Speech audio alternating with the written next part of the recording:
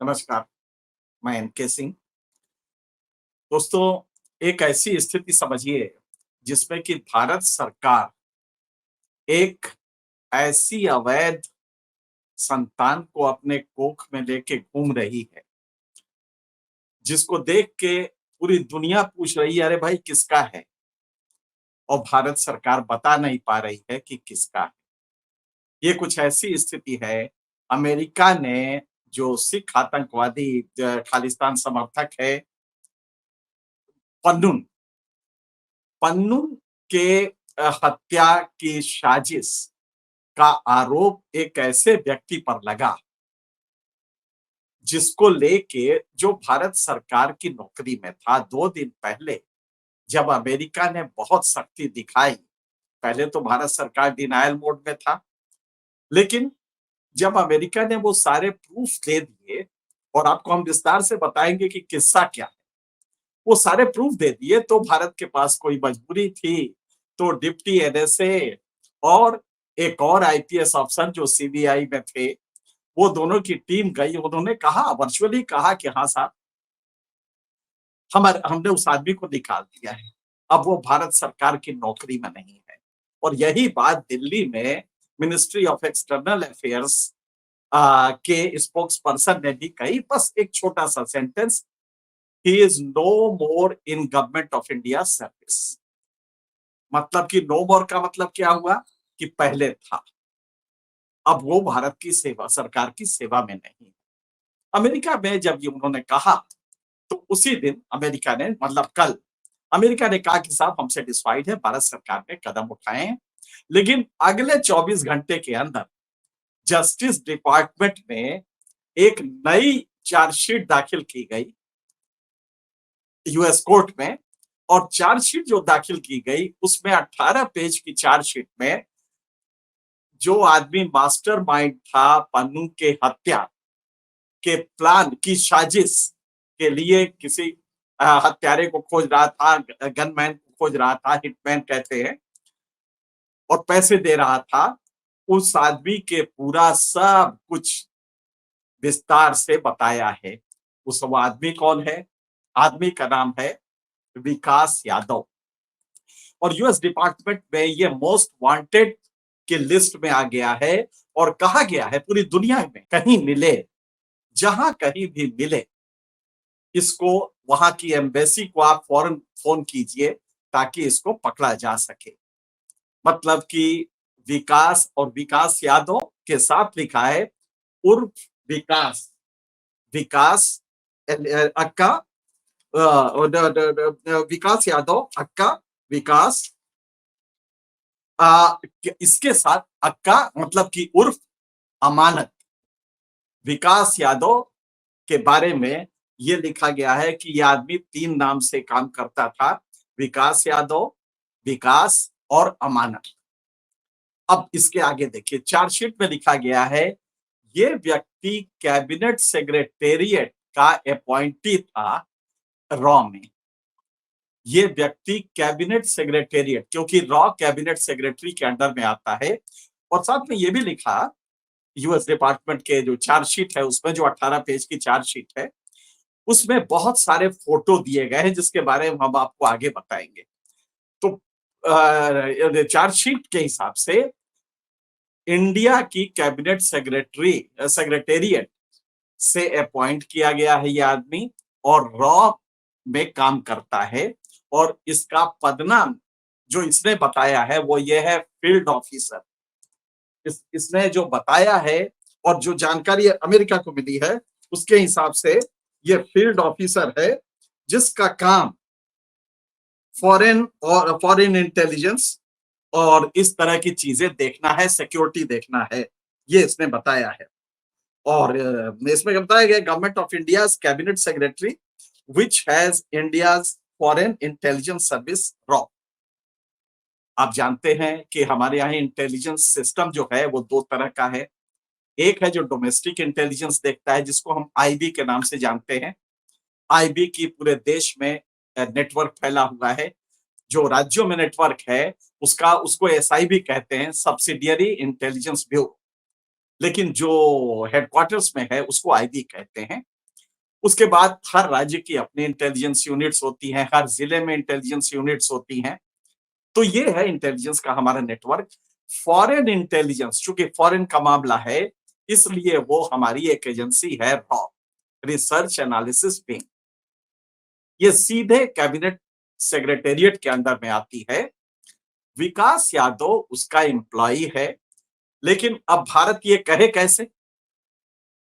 America ने ये सारी चीजें बता दी कि आपका एम्प्लॉई है, और हकीकत जब यहां पता किया गया तो पता लगा ओरिजिनली वो सीआरपीएफ का असिस्टेंट कमांडेंट था, जिसको कि रॉ में लाया गया। और ये एक आपको बता दें कि रॉ और बाकी आईबी वगैरह में तमाम बाकी जो विंग्स हैं, हमारी पैरामिलिट्री फोर्सेस हैं, जिसको सीएपीएफ कहते हैं, सेंट्रल आर्म पुलिस फोर्स, उनके लोग इसमें डेपुटेशन पे लिए जाते हैं। आईपीएस से भी लिए जाते हैं। जैसे कि आप मान लीजिए कि मध्य प्रदेश कैडर में है आईपीएस, आप आप जाना चाहते हैं मध्य प्रदेश कैडर में, नहीं रहना चाहते, मध्य प्रदेश में वर्क नहीं करना चाहते, आप अप्लाई करेंगे और रॉ को अगर समझ में आएगा आप आपके योग्यता, तो रॉ आपको डिपुटेशन पे मांगेगा। मध्य प्रदेश सरकार उसको अगर देना चाहे तो दे सकती है। तो तमाम आईपीएस भी जाते हैं। अब आपको कुछ चीजें और समझने के लिए बता दें कि ये कैसे इंटेलिजेंस एजेंसीज काम करती हैं। तो पहले हम पन्नून वाले केस को देख लें। अब विकास के बारे में कहा गया कि इसने हायर किया, इसको ये असाइनमेंट किसने दिया, ये तो गवर्नमेंट ऑफ इंडिया कबूल नहीं कर रही है, लेकिन पुन्नुन को मारना था। और ध्यान रखिएगा कि कनाडा में निर्झर मारा जा चुका था। 18 जून को पिछले साल निर्झर मार दिया गया था, जिसपे कनाडा ने बवाल ऑलरेडी कर रखा है।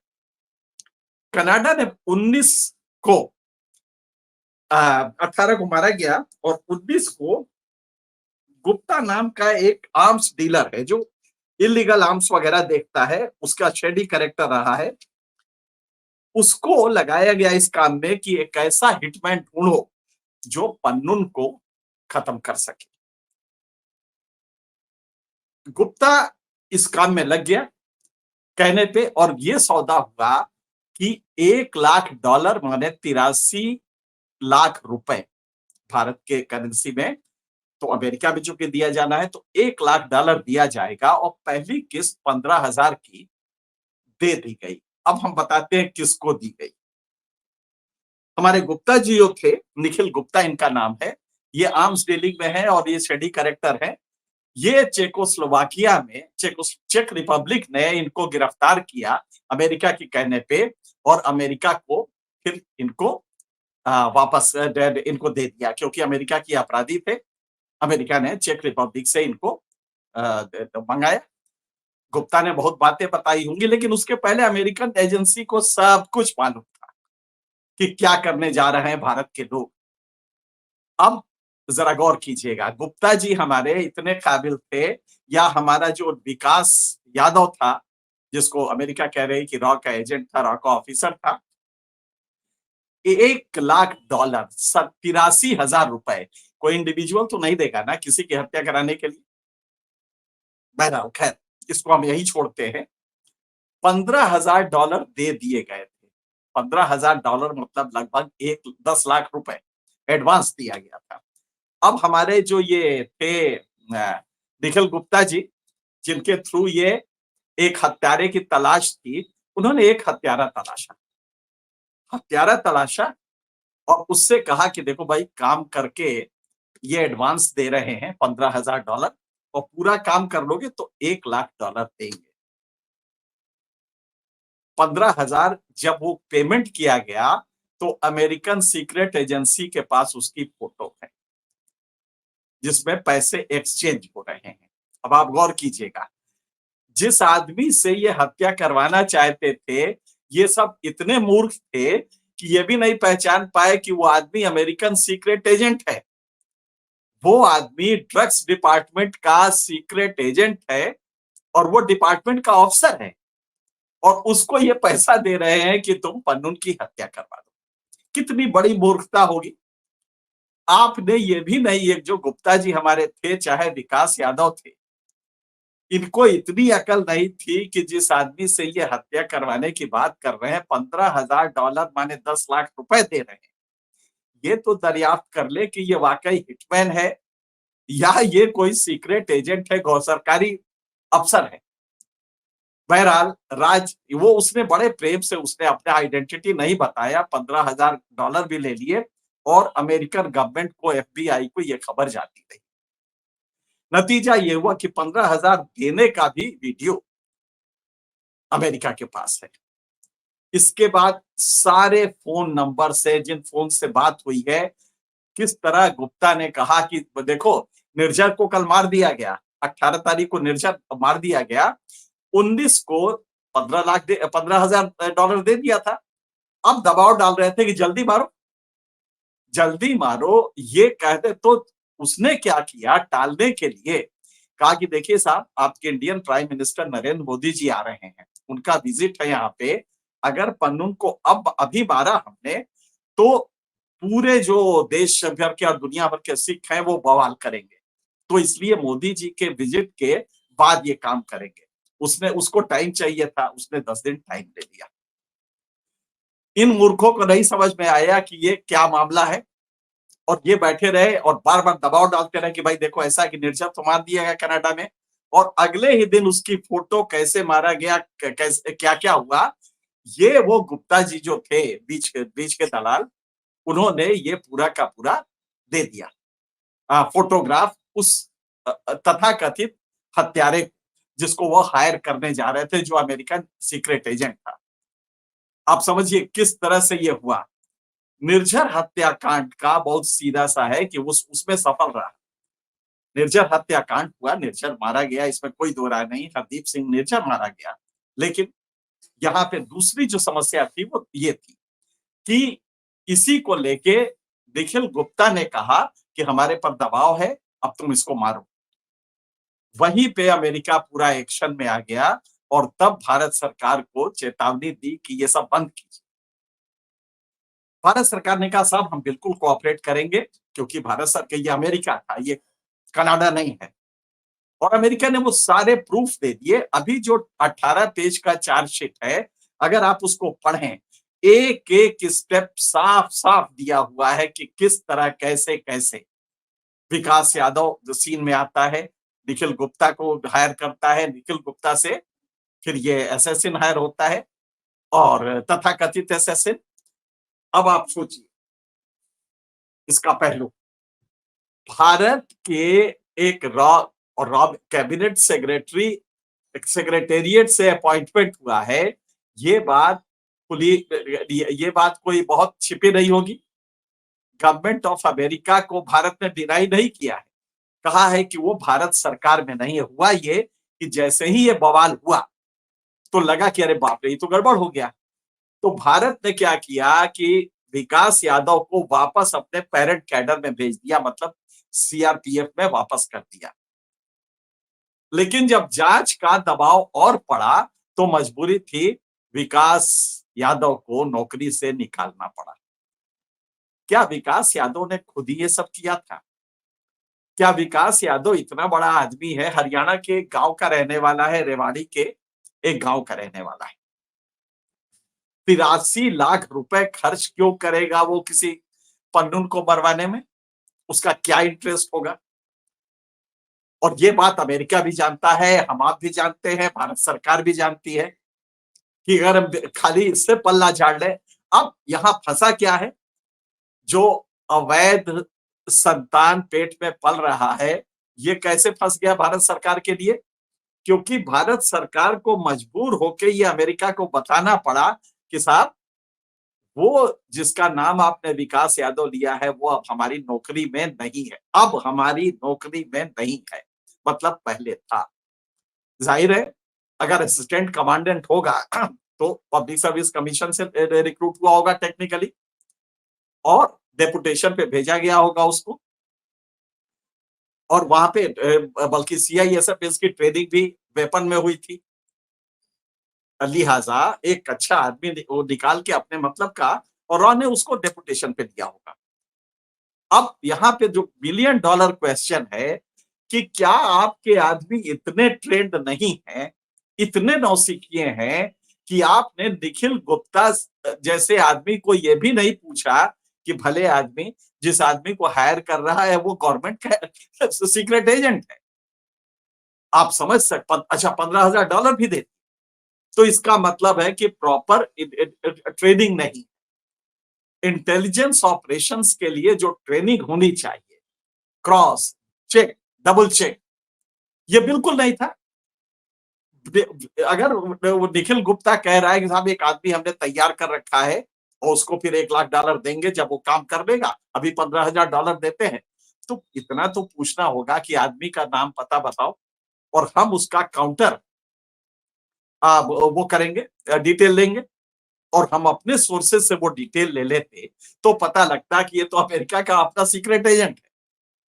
लेकिन इतनी मूर्खता थी कि आपने, और इतना इनेप्ट हैंडलिंग हुई है इस पूरे केस की, जिसको देख के पूरी दुनिया भारत पे हंस रही है कि अरे व्यभिचार भी किया और अवैध संतान अगर हो रही है तो कम से कम इसके इसके छिपाने का तरीका तो जान जाते।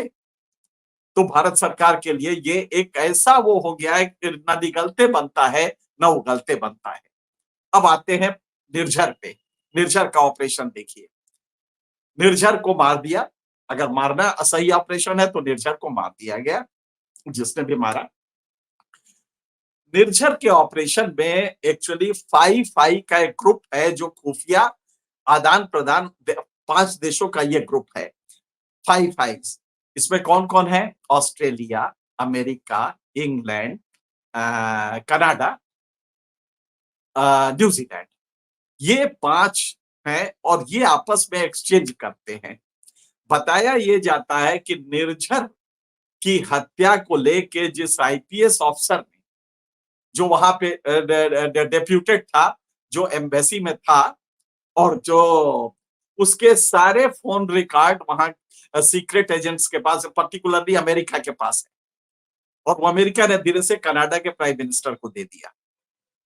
गौर कीजिएगा, वहां भी आप फेल रहे, उस आईपीएस अफसर को रिकॉल करना पड़ा, और उसके सारे फोन रिकॉर्ड्स जितने भी थे जो निर्झर मर्डर केस का एक बैकड्रॉप था, वो सारी चीजें वहां पे हैं फाइव। और ये बताया जाता है कि वो है, लेकिन यही है कि उसको आप कनेक्ट नहीं कर पा रहे हैं कि टेंजिबल एविडेंस क्या है। इंटेलिजेंस है, इंटेलिजेंस है, फोन के रिकॉर्ड से लेके कई चीजें हैं, लेकिन टेंजिबल रिजल्ट नहीं दे। यही बात बार बार इंडिया कह रही है कि कनाडा कोई प्रूफ नहीं दे रहा है, खाली इंटेलिजेंस इनपुट दे रहा है। और इंटेलिजेंस इनपुट लॉ में अगर आप देखेंगे तो वो बहुत वैध डॉक्यूमेंट नहीं माना जाता है। सरकमस्टेंशियल तो किया जा सकता है, लेकिन बाकी नहीं माना जाता है। निर्जर में भी यही रहा। आपका एक आईपीएस अफसर बुरी तरह फेल रहा क्योंकि उसका फोन ही रिकॉर्ड हो रहा था, और रिकॉर्ड हो रहा था वो समझ भी नहीं पा रहा था। तो कितना इनेप्ट हैंडलिंग है। हाँ, पाकिस्तान में आप क्यों सक्सेसफुल होते हैं? वहां इसलिए कि करप्ट सिस्टम ही है। आप किसी बाहर की क्यों हायर करते हैं? वहां के स्टाफ को ही हायर कर लीजिए, वही मर्डर कर देगा। तो दोनों में अंतर है, दोनों के कैरेक्टर में अंतर है। पाकिस्तान में इंटेलिजेंस ऑपरेशन करना किसी भी फॉरेन एजेंसी के लिए इजी है क्योंकि भयंकर करप्शन है। वहां का स्टेट, वहां का जो गवर्नमेंट का वो है, वही ये काम करने को तैयार हो जाएगा, बाकी तो छोड़िए।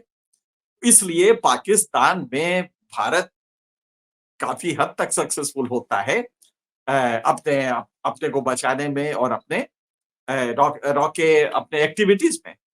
लेकिन यही काम अगर आप कैजुअली करेंगे और इसी ट्रेनिंग पे आप चाहेंगे कि अमेरिका में या कनाडा में कर लें, तो ये फाइव आइज जो हैं, ये कंट्रीज, ये बहुत शार्प हैं।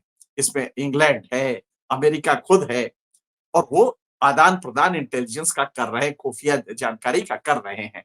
इसलिए आपको नए ट्रेनिंग की जरूरत होगी और नए तरीके से ये सब करना होगा। ये इस तरह से जो परंपरागत आप इंटेलिजेंस ऑपरेशंस करते थे, ये उस तरह से नहीं होगा। नतीजा ये हुआ कि भारत सरकार एक ऐसे दिक्कत में आ गई है, अब पूरी दुनिया में ये एक मोस्ट वांटेड की लिस्ट में विकास यादव है। अब विकास यादव को क्या आप देंगे? अमेरिका को देंगे क्योंकि अमेरिका का अपराधी है वो। क्या भारत सरकार देगी? और आप जानते हैं कि जो चार्जेस हैं, पहला चार्ज क्या है? पहला चार्ज है जिसको कि उनके भाषा में कहा जाता है, अमेरिका अमेरिका के जो लीगल जार्गन है उसमें कहा जाता है conspiracy to commit murder for hire. Conspiracy to commit murder for hire, ये पहला चार्ज है। इसमें सजा 10 साल। दूसरा है मनी लॉन्ड्रिंग, क्योंकि आपने मनी भी डॉलर दिया है इस काम के लिए, तो ये मनी लॉन्ड्रिंग में आएगा। मनी लॉन्ड्रिंग में 20 साल की सजा है। तो विकास यादव को 30 साल की सजा अमेरिकन जेल करेगा अगर वो पकड़ लिया जाता है। चार्जशीट दाखिल हो गई है। क्या भारत विकास यादव को सौंपेगा? नहीं। और कल अमेरिका ने कहा तो कि भारत ने बहुत सिंसियरली काम किया है, लेकिन अगला दबाव होगा कि विकास यादव को हमें सौंपो। क्या भारत ये कर पाएगा? और ध्यान रखिएगा, ये अमेरिका है। आपको रगड़ के उसने मजबूर करा दिया कि आप विकास गुप्ता के नाम आप सीधे कहें कि अब वो आदमी हमारी सेवा में नहीं है, भारत सरकार की सेवा में नहीं है। कितनी बड़ी मजबूरी रही होगी। शुरू में तो आप डिनायल मोड में थे कि कोई आदमी नहीं, ऐसा नहीं, बकवास कर रहे हैं, बहुत कुछ कहा था आपने। आखिर अमेरिका का कितना प्रेशर होगा कि आप मजबूर होके कल टीम गई, डिप्टी एनएसए के नेतृत्व में टीम गई और कहना पड़ा कि हाँ साहब वो अब सरकारी नौकरी में नहीं, मतलब उस बेचारे को निकाल दिया आपने। अब निकाल दिया तो अमेरिका क्या, अगर निकालो ही नहीं, हमको दो। अगर आप देते हैं तो क्या विकास यादव ऐसे ही सब कुछ सर झुका के 30 साल की जेल चला जाएगा? अगर नहीं देते हैं तो अमेरिका से संबंध कैसे रहेंगे? और इसके अलावा अगर आपने अभी तक भी जो किया है, जो कबूल किया है, सर्विस से निकाला है, इससे क्या रॉ के पूरे नेटवर्क में एक अजीब सा वो नहीं होगा, अविश्वास नहीं होगा कि सरकार हमें प्रोटेक्ट नहीं कर रही है? ऑपरेशंस में हम जाएं, आगे हम जाएं और उसके बाद सरकार हाथ झाड़ के खड़ी हो जाए अगर गलत हो जाए तो सरकार, ये जो डिस्ट्रस्ट होगा पूरे रॉ के ऑपरेटिव्स का, और रॉ का ही क्यों, आईबी भी यही करेगी।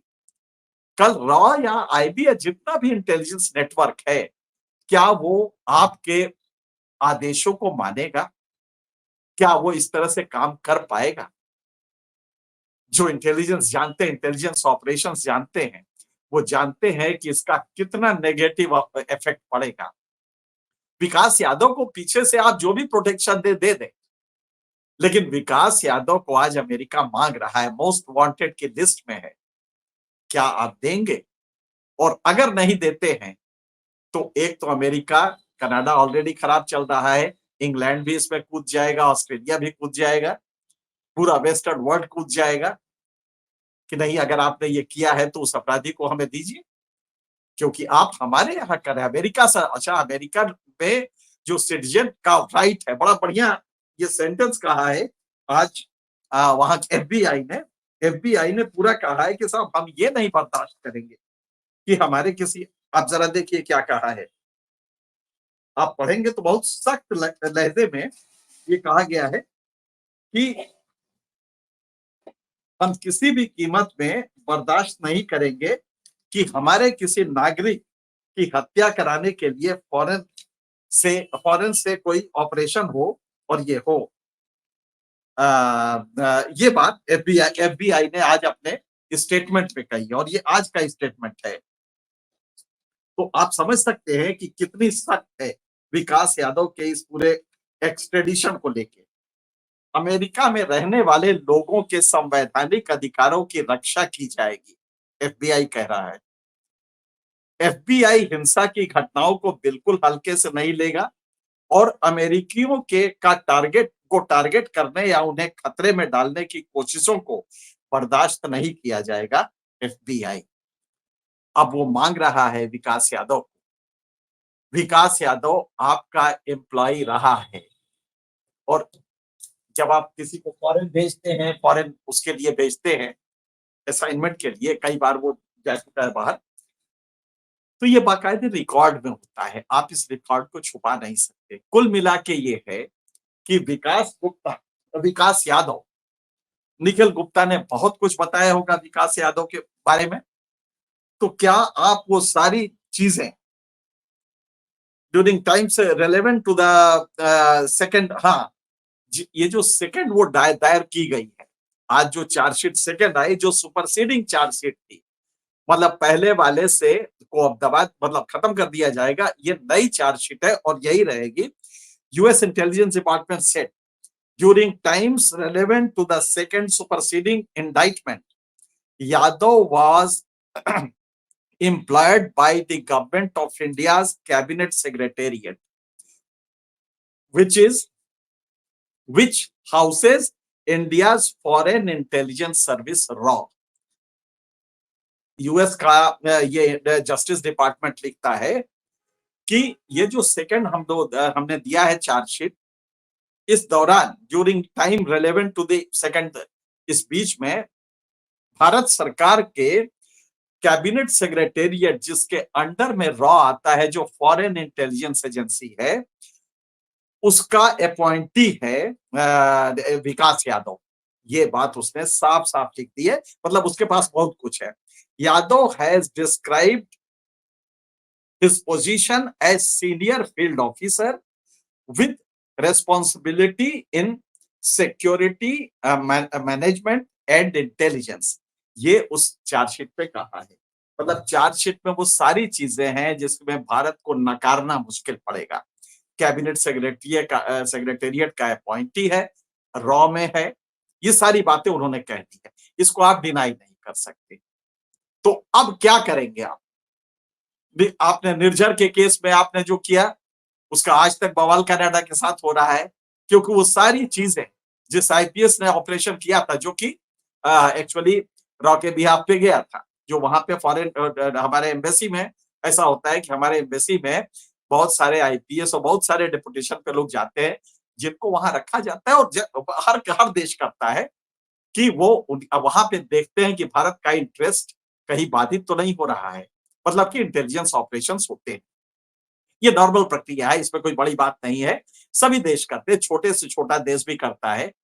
और सच बात यह है कि इंग्लैंड का इंग्लैंड में इस तरह की फॉरेन इंटेलिजेंस एजेंसी है, अमेरिका में है, सीआईए फॉरेन इंटेलिजेंस ही करता है, एफबीआई डोमेस्टिक इंटेलिजेंस देखती है और इन्वेस्टिगेशन देखती है।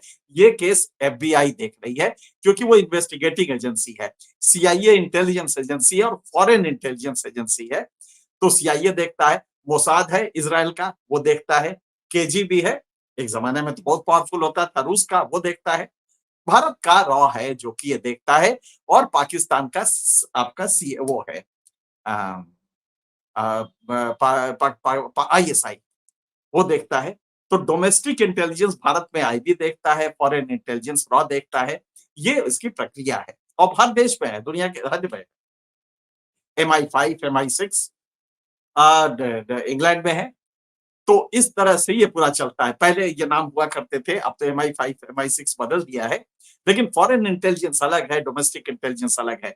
आपने रॉ में अपॉइंट किया है, ये बात अमेरिका को मालूम है, और रॉ में किया इसके पहले वो कहा था, ये बात ऑलरेडी उसको पहले से, क्योंकि रिकॉर्ड कोई भी देखेगा तो बता देगा कि ये डेपुटेशन पे आए थे और ये सीआरपीएफ से हैं, असिस्टेंट कमांडेंट थे जहां इनकी ट्रेनिंग।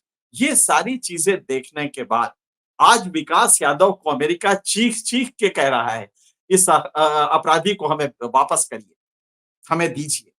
क्या भारत सरकार ये कर सकेगी?